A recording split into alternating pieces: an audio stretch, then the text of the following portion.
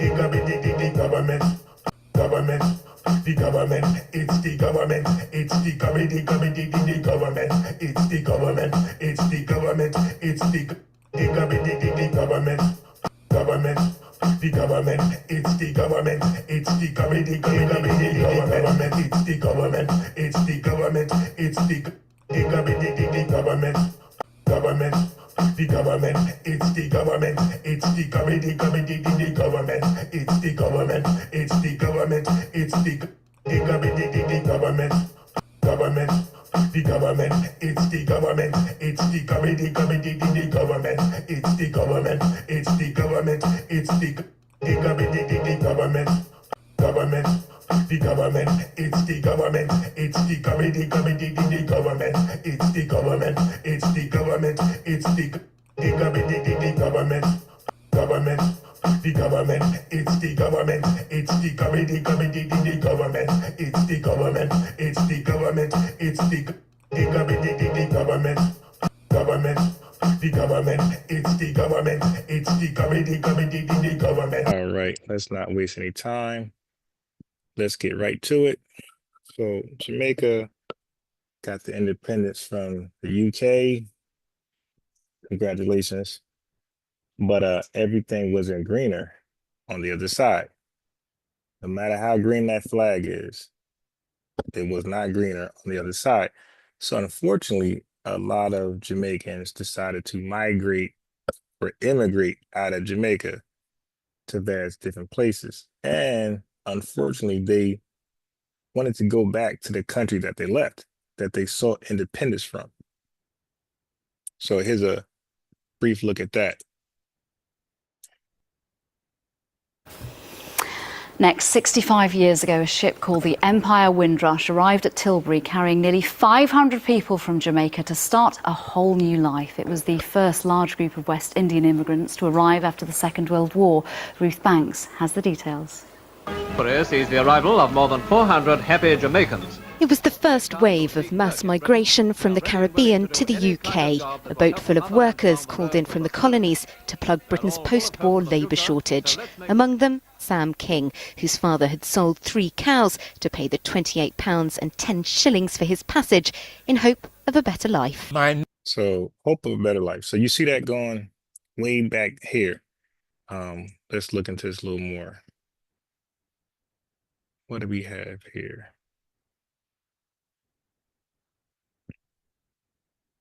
Anything on this?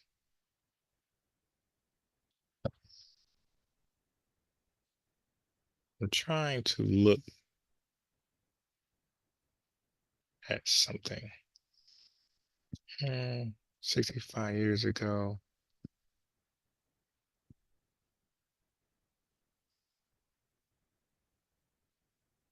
Here we go. 1945. Okay, so 1945, they were fleeing their country back into the country where they got independence from.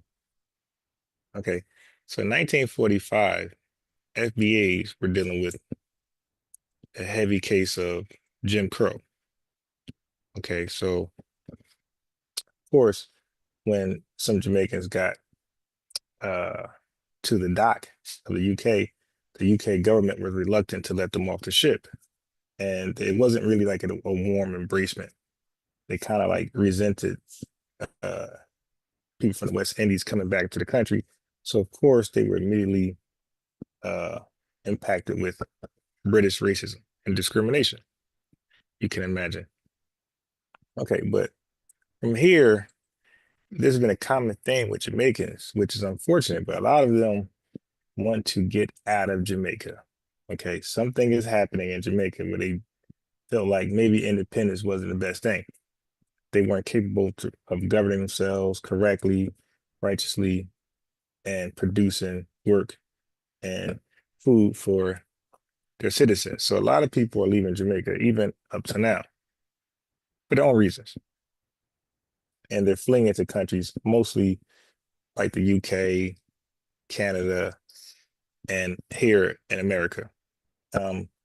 But so you'll say, well, why did the disdain and hatred, envy and jealousy for FBAs? And I try to like rationalize it. And I say, well, maybe because they're trying to get out of their condition and they're met with adversity leaving their country. And maybe they see other Black folks from the diaspora immigrating with no problem. And maybe that's some jealousy. And when they see FBAs, I'm just trying to think for them, trying to justify their hatred and jealousy. Maybe when they see FBAs, they think we immigrated here somehow. And they feel like we're not taking advantage as immigrants. This is their mindset, possibly. FBAs as immigrants in America, they're not taking full advantage of opportunities in America. We would love to replace them and take advantage of those opportunities. And maybe they just don't fully understand we're not immigrants. This is actually our country. We built it. And with that lack of knowledge is probably some of the confusion and where the hatred begins. And then you have the stereotypes about us to justify why they hate us, because they really have no real good reason to hate us. They don't know us until they got here, and they don't know our history prior to coming here. Why have you come this week instead of next week? Well, I would like to be the band. Do you have a job to come to? Well, actually, no. So they're coming to the UK with no work. So, of course, that's an issue for the UK citizens and the government. That's going to be some talking points for them to not want to welcome them to their country. Expecting to work and study meanwhile, but I think I will get a job quick with the profession that I possess. Okay, so he's coming over trying to get access to, London's or British resources. Okay, some resources that some British people might be denied. So you can see why they would have a certain feeling. What do you do? Why have you come this week Yes. instead of next week? Lay down, get over. Well, at home, Lay down. we heard that there was going to be difficulty in obtaining an employment entry into Britain, and we thought that instead of getting through all those difficulties, we'd do it now and get it over and done with, for this time. Have you a job to go to in England? No, not particularly. No job to go to. They just anything. I mean, so I'm kind of confused because they're leaving Jamaica because there's no jobs. They come into UK, no jobs. I guess it's better to be jobless in New England than it is in Jamaica. What sort of job do you want? Well, I'd like a job with a newspaper firm or with the radio network or something like that. I like journalism. Did you try and find a job before you left the West Indies? Did you write to people? No, well, you see, it happened so quickly. I made up I'm just in a hurry, and I had no time to I'm not in a hurry. I wanted to get the hell out of Jamaica. write. I have a plan. You have a plan? Yes. What is your plan? Well, my plan generally is to improve the standard of living for my family and myself. And I believe I'll be best able to do it in England. This video explores the question of whether Jamaicans who cross the border and seek asylum in the U.S. can return to their home country.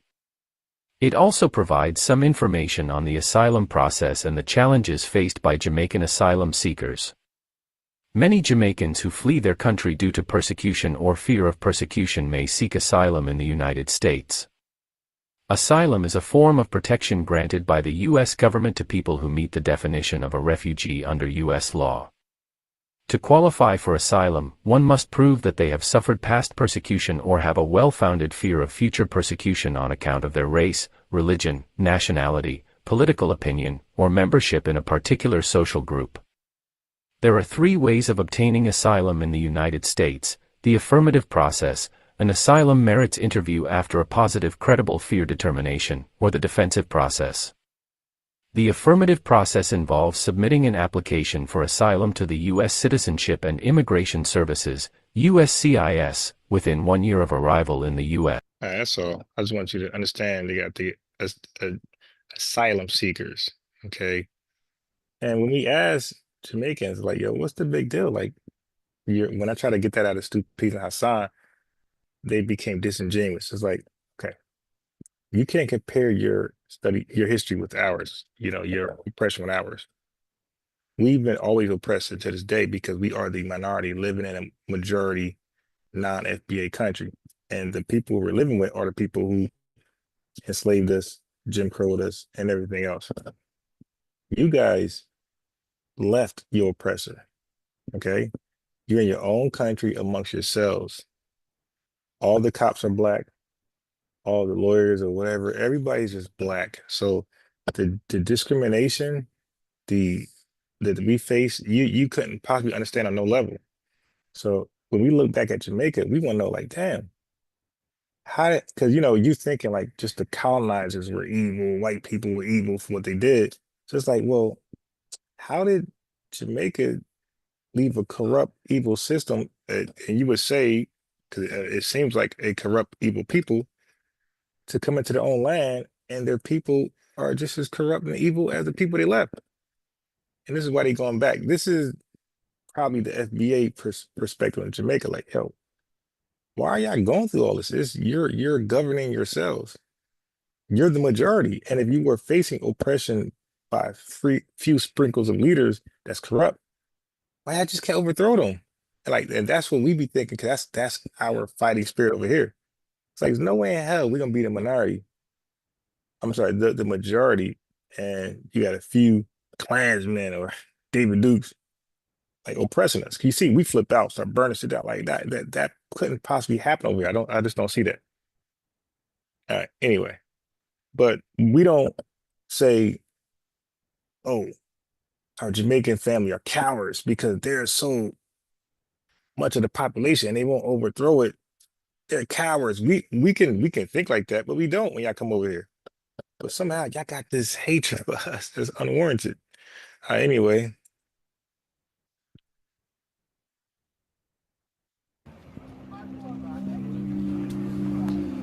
For many decades, Jamaicans were actively encouraged by the British government to leave their homes and come to the UK.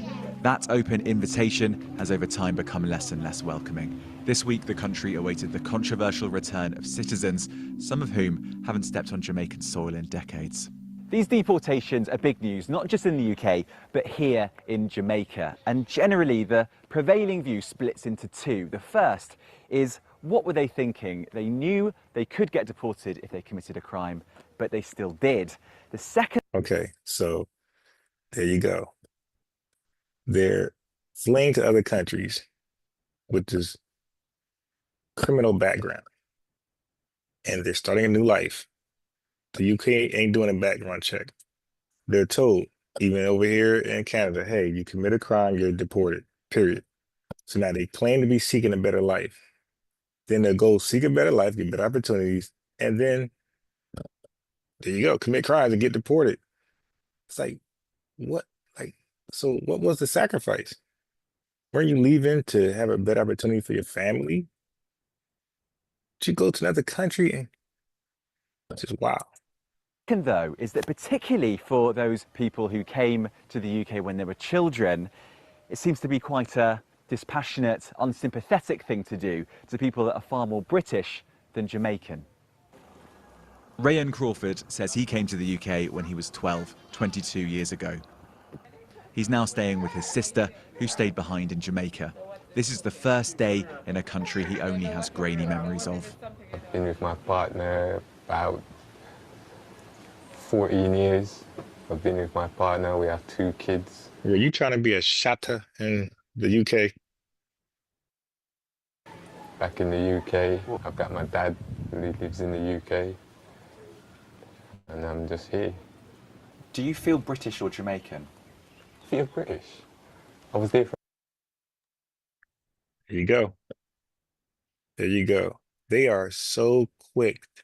They are so quick to drop their Jamaican pride, okay? They're so quick to leech on, tether on a different identity, okay? So he just asked him, do you feel more Jamaican or British? I just can't believe the answer. One more time. Do you feel more Jamaican or British? I'm a child, I went to school. British or Jamaican? Okay, and I'm just here. Do you feel British or Jamaican? I feel British. I was there from a child. I went to school there. I went to college there. I spent my whole life there. You know, it's crazy. Didn't I come over there bringing the Jamaican flags and fly them? I mean, it's just amazing to me. The dude said, like, the hell with Jamaica. Marcus Garvey said he'll never go back. So what's up with that? So they flee a country that they believe failed them in many ways than one. You pick one, they pick one. They go to another country where they believe it's a land of opportunity, better opportunities for them. So you would think then they bring their Jamaican flag over there and fly it, and that's kind of like disrespectful because to the citizens to that country, because they looking like well, you should be flying our flag, like what? Because we are the ones who are giving you a better opportunity. Why are you flying that flag? Like that country didn't do you good. You're over here. But you see how fast he dropped it. I'm British. Clothes. I have no clothes. I came here with one little plastic bag with 2 pairs of jeans in it. So everything is still in the UK. Rayan was convicted of burglary 3 years ago and spent 12 months in prison. Since then, he's been fighting his deportation. 2 weeks ago, he was detained, and on Tuesday, his final pleas for mercy fell on deaf ears. Right. So you're supposed to be seeking work, better opportunities, school, and you over here committing burglaries and amazing. Yeah, I mean, you can't make this shit up. And they got deported, and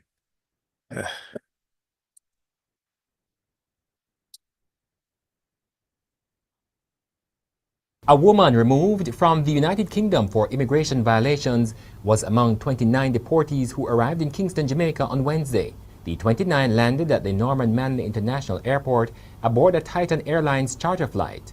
From the airport, they were taken to the Harmon Barracks for processing by the police. Before long, the deportees, some with large bags, began emerging in groups. They all declined to speak with reporters. Oswald Dawkins, the president of the National Organization for Deported Migrants, also turned up at Harmon Barracks. He did not want to appear on camera, but said he was there to support the deportees. Persons may come down and they need to know to go about getting their birth certificate. Birth certificate is the first piece of document that you need to have, because without that you cannot get a TRN to them along those lines. Henry Moses was at Harmon Barracks to identify a deportee now in his 40s. He said the man left Jamaica when he was a toddler. He left there at 5, and his mother died over there, and his grandmother is very shaky, So he realized now that she'll have to take up this responsibility of sheltering him, which she can, but to get him adjusted. And as what I say about other deportees, sometimes it's not all deportees are bad. Some are. That's a damn lie. All right, so let's go into. So why am I showing these videos? I'm showing you the videos because you will have Jamaicans lie to you on two hands. One hand, they will say the hatred and racial crazy stereotypes they have against FBAs come from their mothers, right? Their mothers just make up stories about FBAs where on their brain 24/7, and they'll incept their kids to come over here have this view on FBAs. And on the other hand, some Jamaicans would say, well, they got it from the movies, right? The movies depict FBAs and, Batman roles. But Jamaica is full of Batman, full of criminals. That's why people are getting out, getting away to seek a better life. But the movie thing falls on deaf ears because at the very best, it's 50-50. You could see 50% bad movies of FBA, and you could see 50 movies that got us in a great light or normal light. So how do you justify just focusing on the Menace to Society, Boys in the Hood movies to say that's how FBAs are? Why not look at Waiting to Exhale, the Wayans brothers movie, like Mo Better Blues?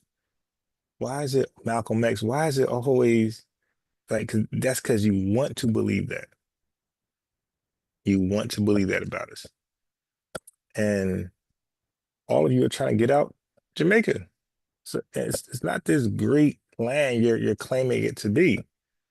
You were trying to get out as soon as you got your independence. You realize, oh, we just made a big mistake.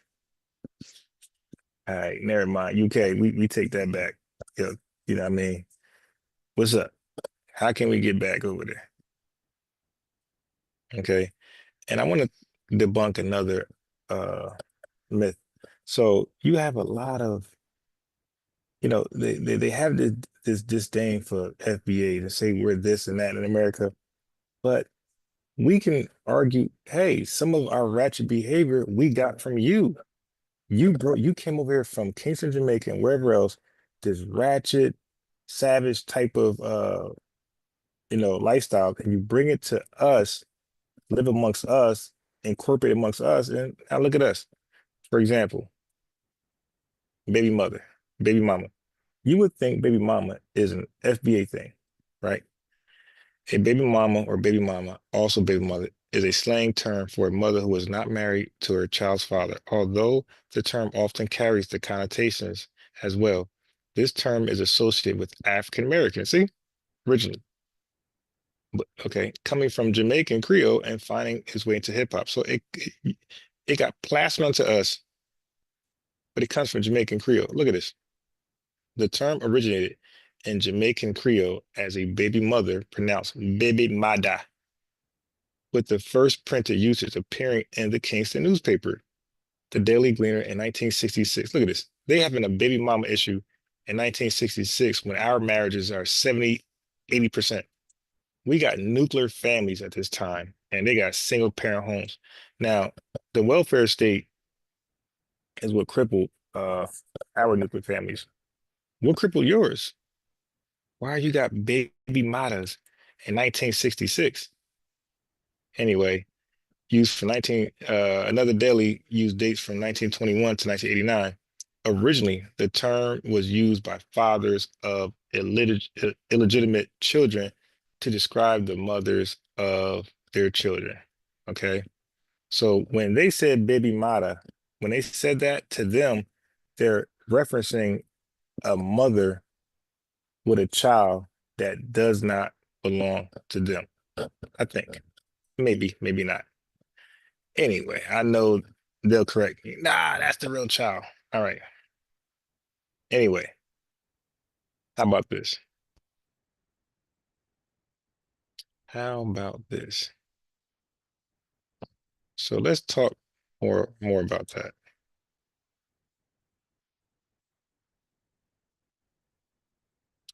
Let's talk more about that.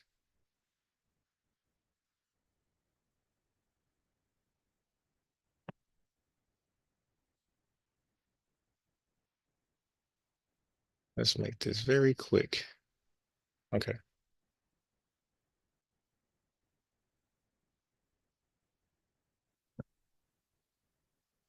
Talking to different persons who are working on site. I'm Amanda Elo, by the way, and this is Faith on the Street. The entire news or the trend of paternity test or DNA, finding out a child's biological father or finding out who a child's father is, has been going on for months, right? And I thought it right to ask persons in the streets. Now, this is spectacular because I'm at Dubai Estate. Actually, this is a place where we have so many constructors, we have many of them, engineers, and you know what it is with persons like this who are always working. Any one of them, if they let me. Hello, anybody ready? Hello. Yeah. Hello, good afternoon. Okay, so I'll work with you instead if you're okay with it. Yeah. All right, good afternoon. Good afternoon. What's your name, please? My name is Architect Fabian of GSS Construction, developers of Dubai Estate. Okay. So, how are you doing? Get to the point, damn it. I'm good. I'm good. All right. Well, it sounds funny, but it's not. That's the truth. And to be honest, I would just tell you I'll be heartbroken alone. No, or I will also be disappointed. In who exactly? Okay, let's get out of here. That was a horrible interview. It is. A Nigerian footballer, Kayode Olariwaju, has just discovered that his 3 children do not belong to him. They belong to his wife's pastor. Let me explain. His wife's pastor. Okay, so this is also, so it's called paternity fraud. Okay, Jamaica has the highest cases of paternity fraud in the world, and Nigeria is close in second place, and there's not another country remotely close to them. Nigeria and Jamaica, the two countries who have the most disdain for FBAs, are like the two most corrupt and degenerate countries, as we're going to see. 3 years ago, a Nigerian footballer Kayode Onariwaju accused his wife of having an affair with his pastor. Then he revealed that his wife deceived him when they were getting married. That he later discovered that his wife was 7 years older than him because he's 30 years old and his wife was 37 years old. So along the line, he complained bitterly that in the middle of the night, he discovered that his wife was always doing video call with his pastor, which I will not mention the pastor's name here because it's still allegedly. So fast forward. That's wow. He said that 34.4% of the Jamaican men who live in the United States cannot sponsor their children and get them there because they are not the father. Wow. Right? And as the Star said, 70% of the men walking around is wearing a jacket even in the hot daylight. Right? And Okay, so they make light of it. So the jacket term, okay. So if a Jamaican woman has a child, right, and she's like just screwing everybody, just reckless sex, way worse than over here in America. So much so that she has no idea, on average, like damn near average, they have no idea who the baby daddy is. So they pretty much any, mini, miny, mo men. And they call giving a man a jacket. So if she say, you the daddy, that's called she's giving you the jacket as a father. Like you got put on a jacket and become this child's father. Okay. And they could just any, mini, miny you. Any, mini, miny, mo you. Like, yo, you're the dad. I don't know you, Bonquisha. What you talking about? No. We had sex. You're the dad. And just like that in Jamaica, he's the dad. So that's why he says 70% of these men come over here. They got jackets in Jamaica and they're running from their baby madas. Okay. There's more.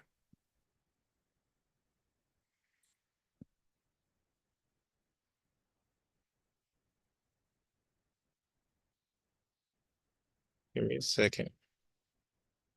There's definitely more. Okay, here we go. There we go.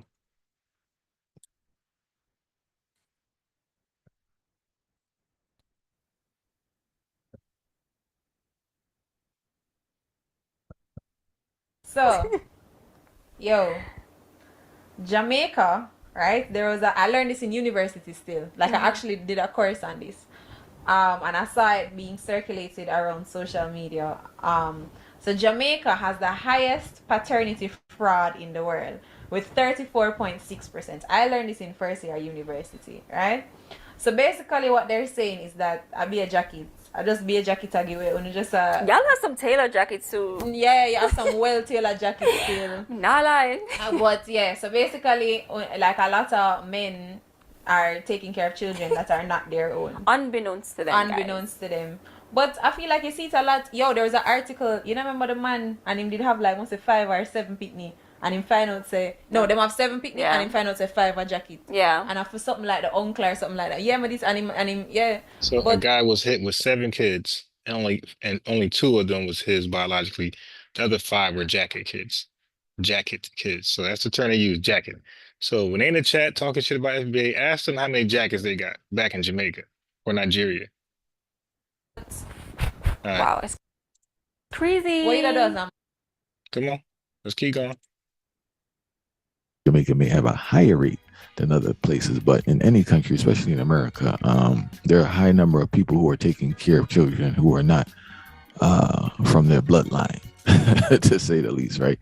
And in Jamaican culture, jacket is a thing that is almost, how would you say, accepted, praised in certain circles.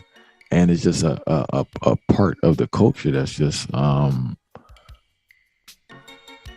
normal to a certain extent, no matter how dysfunctional it is, because we should. So the jacket thing, making any random guy the baby dada, the baby father, is normal in Jamaica.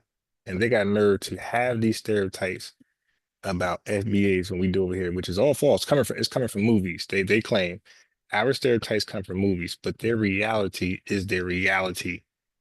Jackets the baby mother just pointing at any random man and giving him a jacket. That's normal in Jamaica. It's praise, he said, but we are somehow the degenerates. I beg to differ. You basically have a situation where the man taking care of the children, taking care of the child, or the one registered as a legal guardian, or the person who thinks it's their child, is not the father of the child. Women do it for numerous reasons. Some is just a mix-up where there's just too much, what do you call it, promiscuity. So they just screwing everybody in town, basically. So you got just people in Jamaica just screwing everybody. And you have others where it's a strategic thing where they plan it. Let's go.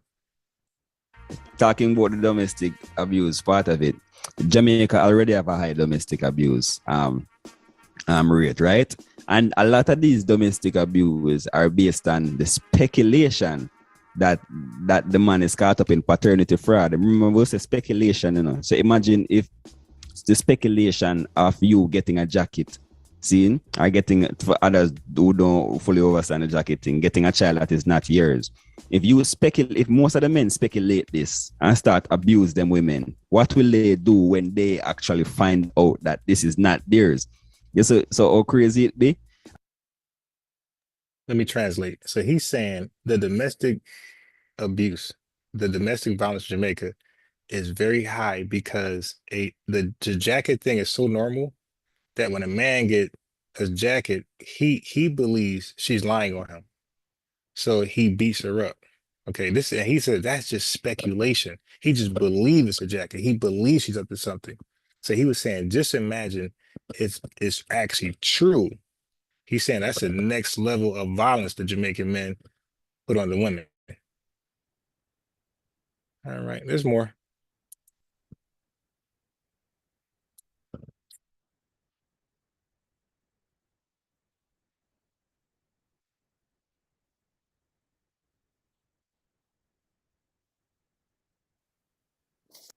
The US government updated, its level 3 travel advisory last Tuesday, urging its citizens to reconsider travel to certain countries due to crime and unreliable medical services. So Jamaica is one of those countries. So US Embassy is telling folks and Americans, be careful going to Jamaica.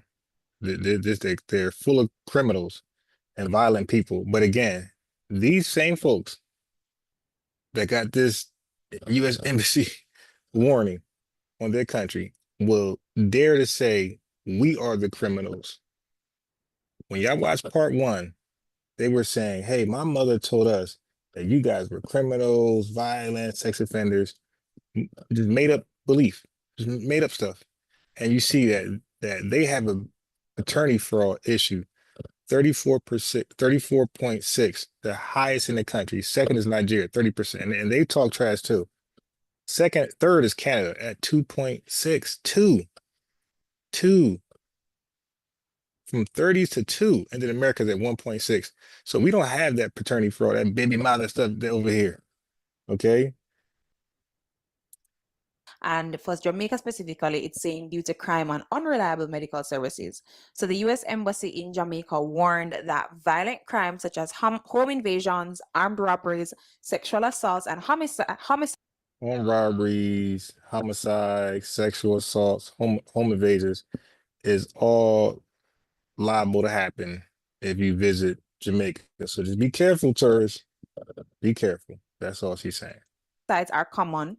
Sexual assaults occur frequently, including at all-inclusive resorts. It added that local police often do not respond effectively to serious crime incidents, and that hospitals and ambulances are not always reliable, with some private institutions requiring payment up front. Hey, I got shot by this criminal Jamaican. I need medical attention. Cash at me. So the ambulance gonna get there and say, cash at me. Hey, I got sexually assaulted by this Jamaican criminal. I need a rape test, a grape kit test. Ambulance driver, doctor, like, yo, cash at me. That's wild. And we are the degenerates. I don't know about that. Hold on. There's more.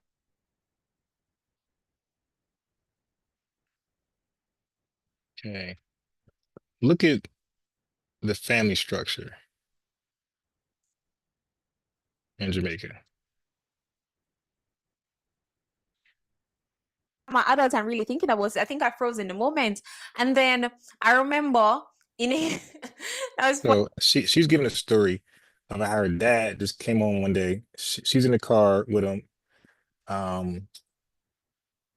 She's like 11, 12, and he just pulled up to the school and just told her, "Hey, this your brother. Get along with him." He like 4 or 5, he like 7 years old, 4 or 5, 7 years old, somewhere around there. But he's like, "Hey, this your brother," and that's just that. Hey, get to know him. So she's telling that story right now.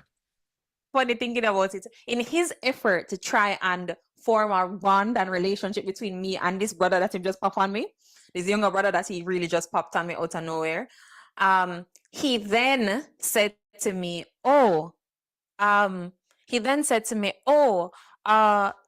just make him stay." So my father used to just make him stay at my house until like for probably like an hour or two, and then come back for us to spend time.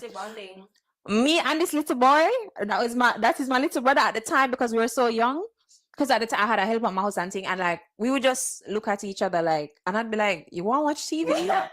And he just turn on the TV and like just watch the TV, and then I'd be there like. So I said, "So how was school?" "Good." "You good?" Like it was so awkward. It's so awkward because I don't know this nigga. I really all the time. My adults, I'm really. It was really awkward because I don't know this N word. That's normalcy in Jamaica, but we are the degenerates. Okay. Got a few more for you. And then we're out of here. I won't go there.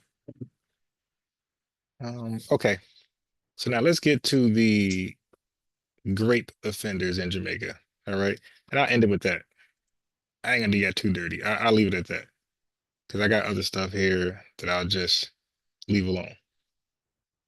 So I'll end it with this. Check this out.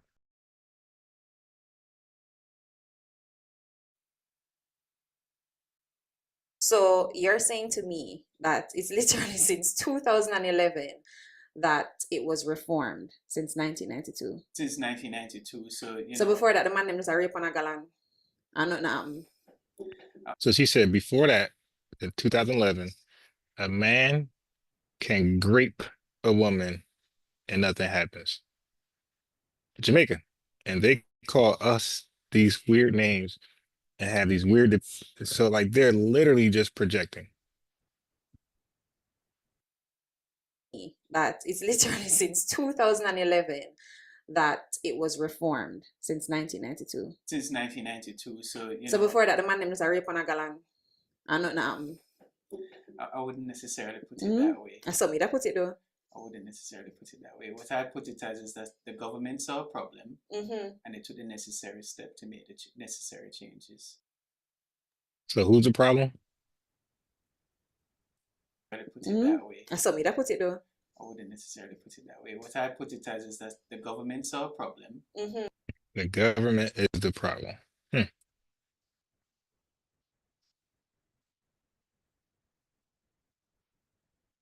Blame it on the government.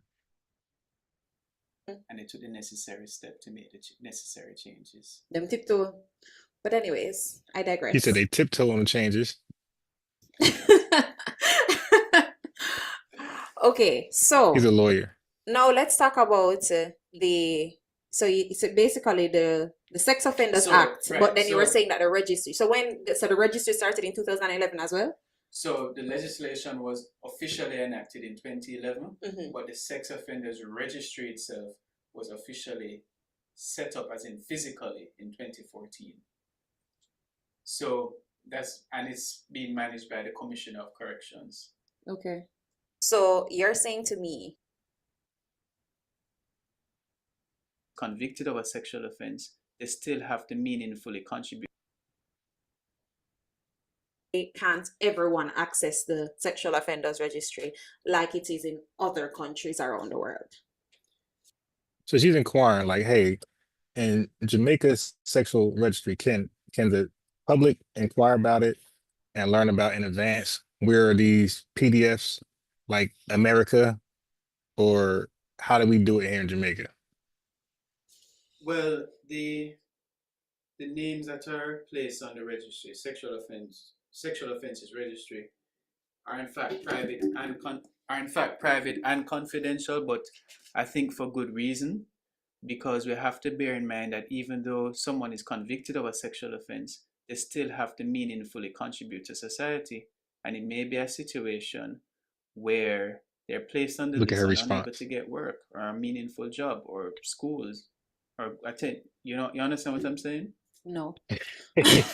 I'm going to be real with you because Yeah, he just said the sex offender registry is private because they want these guys, these predators, to go back into society and find employment wherever they may find it. So they're protecting their PDFs. Now, here in American Black culture, one of the worst things you can do in FBA culture is be a PDF. That's like one of the most shunned things. That's worse than prostitution, worse than drug dealing, worse than gangbanging, is to be a PDF. And in Jamaica, apparently they have a high tolerance for it. There's more. Convicted of a sexual cultural differences too. Okay. It might be a situation where somebody may just easily access the list, see that this person was convicted of, say, child molestation or a child rape allegation, it's no longer allegation if they're convicted. And then they see them and attack them in the streets. It can't be fair to them. That's double punishment. So, but cultural differences too. Okay. It might. That's double punishment. So she went on later to say, no, I agree with that type of punishment. Hey, that's what comes with that type of action. And we in America, FBAs, we understand that comes with that. So we're not giving, like, you need to expect that in FBA culture. Like, so I guess I know where, but they have a high tolerance for grape offenders. So with that being said, I guess I know where Brother Polite is moving after his sentence. He about to find a bunch of wives out there.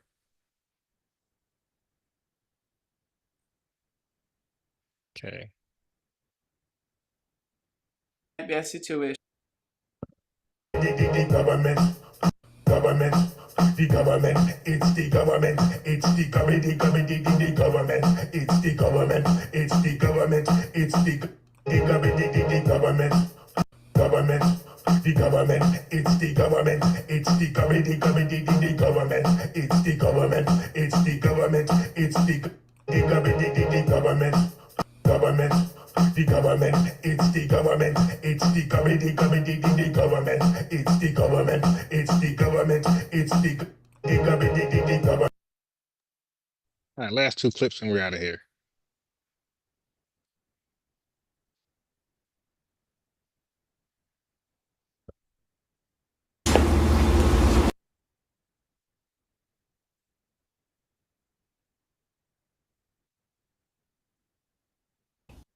And so people continually assault not just other members of the community, but assault children and get away with it. So then we can't act surprised when these teen boys grow up and do the very same thing they see we normalize in our society. So they normalize PDF in this society. And so people continually assault not just other members of the community, but assault children and get away with it. So then we can't act. And there's no punishment. But we are okay. Surprised when these teen boys grow up and do the very same thing they see we normalize in our society. So this is what they need in Jamaica. I'm not a policeman. I'm Chris Hansen of Dateline NBC, and we're doing a story on computer records.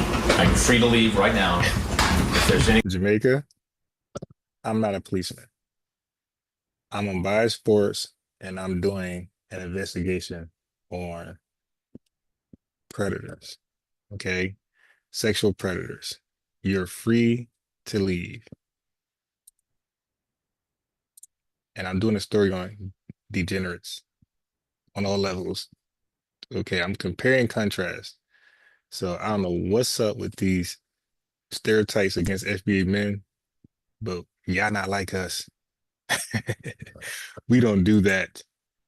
Government, the government, it's the government, it's the government, the government, it's the government, it's the government, it's the government, it's the government, the government, the government, it's the government, it's the government, the government, it's the government, it's the government.